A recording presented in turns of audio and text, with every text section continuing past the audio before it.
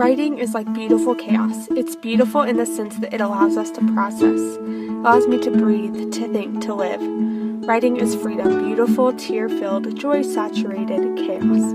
It is so difficult to bleed on paper, but it's the beats of my heart, the life breath of my soul, for people to see, share, learn. I wrote this sitting in a classroom inside the Larimer County Detention Center, surrounded by 16 incarcerated males. I had instructed them to write continuously for 5 minutes, an exercise that I began almost every writing workshop with. It was a warm-up activity, a way to jump into writing for the evening, and a way to explore what was on our minds. After a few sentences of "I don't know what to write, I'm hungry, how is this workshop going to go?" this flowed from my pen onto the clean, white paper. I had been coming to the jail for about 6 months, and I was beginning to feel something creep into the edges of my attitude and work satisfaction. What was it, though? I didn't have language for it. Sadness, heaviness, exhaustion, stress, lack of empathy?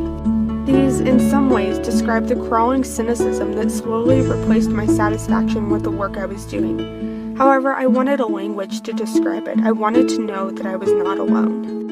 I was not supposed to feel the way I was. I was not supposed to feel as though I was running on empty, specifically because of my work.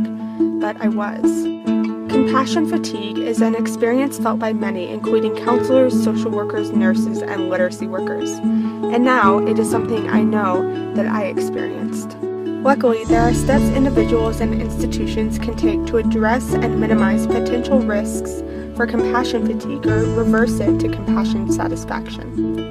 One way that falls in line with the philosophy and work of community literacy is narrative-based self-care practices.